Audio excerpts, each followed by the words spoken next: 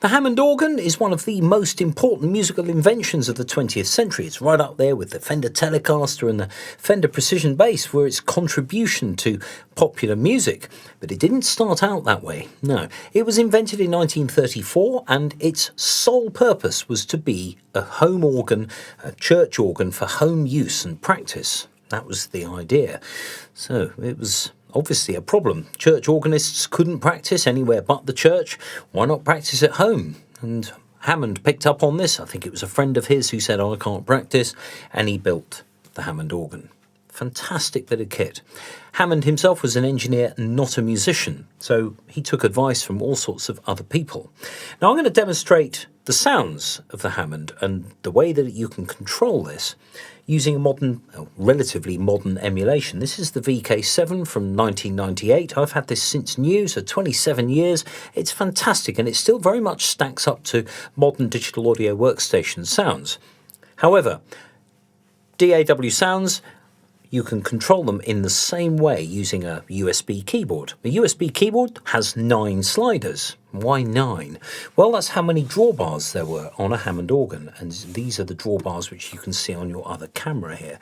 And they're given these sort of designation as sort of church stops, 8 foot, 4 foot, 2 foot. That's all to do with the sort of church organ construction. Let's have a look.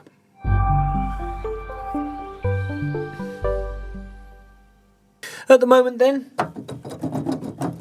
keyboard doesn't work. It's not making any noise at all. You think, oh, great. The reason is that all of these drawbars are currently shut. These are basically volume controls. So you draw it all the way out for maximum volume, and then you have gradations. You have 8 different levels here that you can use to shape your sound. If I hold the A above middle C, it's meant to be 440 cycles per second, and that's what you get if you pull the 8 foot or the fundamental slider out. So, fairly boring sound at the moment. Doesn't really sound any unmusical at all. Well, I'm going to show you the other controls which basically shape this sound. This is an example of what is known as an additive synthesizer. You've got bits, and you can put them all together in varying bits to combinations to make your sound. Subtractive synthesis is the other main one. I've got a Behringer Wasp up here, which is an example of subtractive synthesis. Not covered here, but that's the kind of difference. So there's our fundamental frequency of 440 cycles. The next drawbar up, if I keep the same note on the keyboard here, gives me the octave above that. Then another. And then another. So we've got 4 octaves.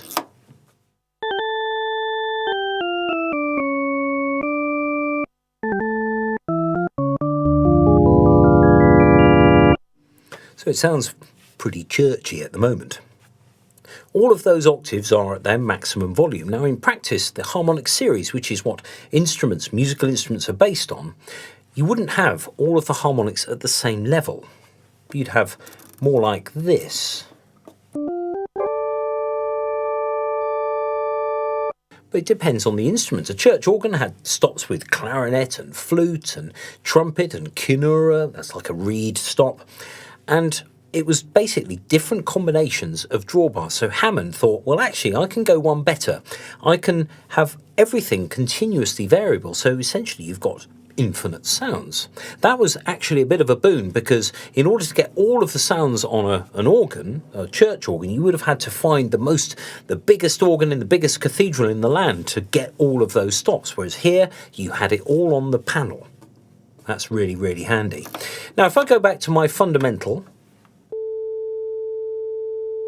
if I bring the next black stop up, I've got 2 2/2 foot. Well, it's 2 foot 8 inches. That is a fifth above this, plus an octave. So it's actually a 12th above this. So I've got an E now, but I'm still playing an A. Okay. There's another one. Another E up there, so that's an octave above the other black one, and it's exactly half the length, as you can see on the numbers there. Then I've got this one remaining.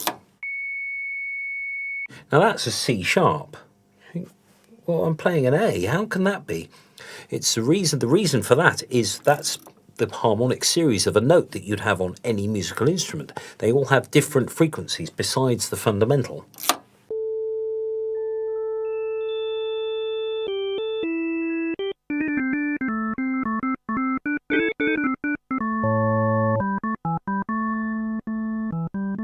So that sounds sort of vaguely clarinetty.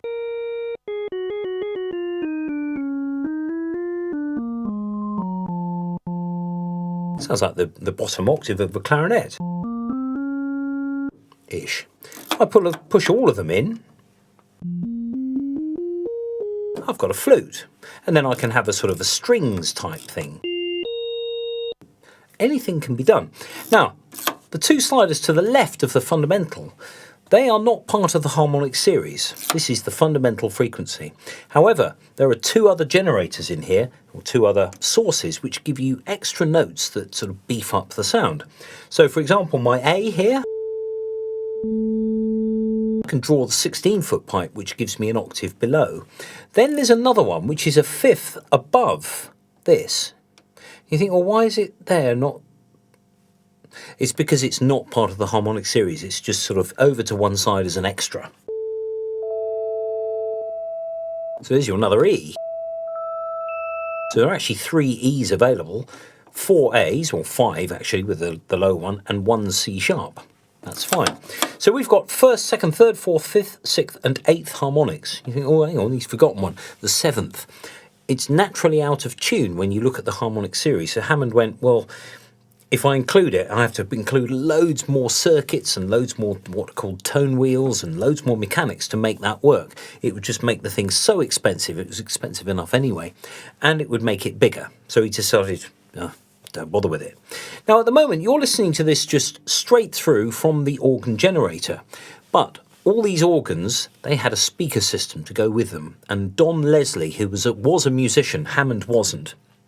Don Leslie bought himself a Hammond organ, but decided that he could make his speaker system, make his own, and make it much better than Hammond's offering. So he didn't really ingratiate himself to Mr. Hammond all that much. So if I just bring out the first 3 sliders, which is kind of your jazz setting, still quite a basic sound. Now, if I've got, at the moment, I've bypassed my speaker system. If I hold a chord and then bring the speaker system in, if you're wearing headphones, you'll hear the sound washing about because it was designed to be the sound moving around a cathedral.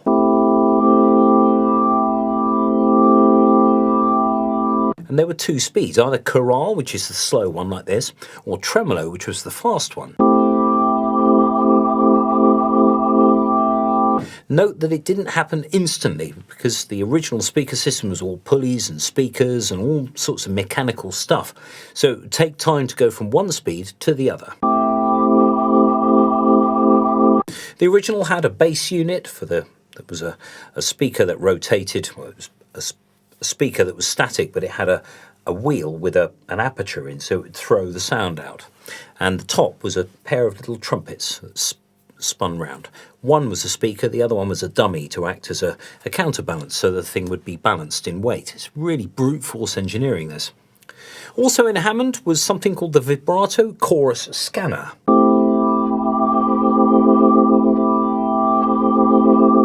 which was something that was an electronic circuit, unlike the rotary speaker, which was a mechanical circuit. This was an electronic one. And all of these things, like the vibrato chorus and the percussion, which I'm going to demonstrate in a second, they were all additions to the organ when it became used for jazz. You know, suddenly the jazz pianists would adopt the organ as the instrument of choice for for jazz and blues and funk and rock and roll, you name it. So we've got something called percussion, which puts a little chime at the beginning of the note. Either the 2nd or 3rd harmonic. So if we've got our fundamental A, I've got my chime, which is the 2nd harmonic. We've got the 3rd. So suddenly you could cut through with a solo. You didn't have to extend all the drawbars. You wanted something a bit more mellow, but with a bit of punch.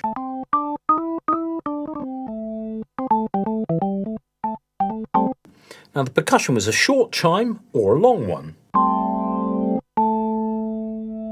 There's your long chime and the short. The long chime, it sort of decayed after a couple of seconds. But there were various organists like Brother Jack McDuff who used only the percussion circuit to create a sort of electric piano sound.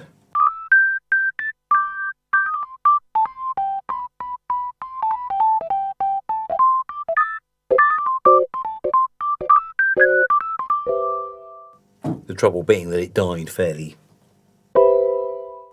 quickly. But it's a sound, it's creativity, it's using all of these things to shape your sound.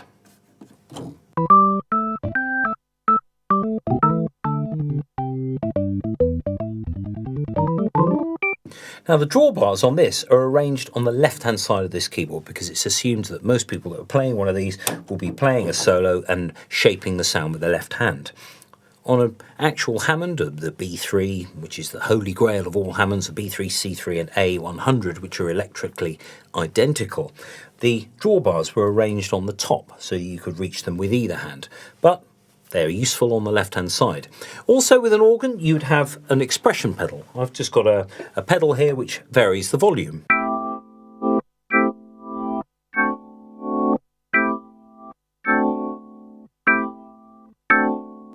Just extra expression. There's no touch sensitivity here.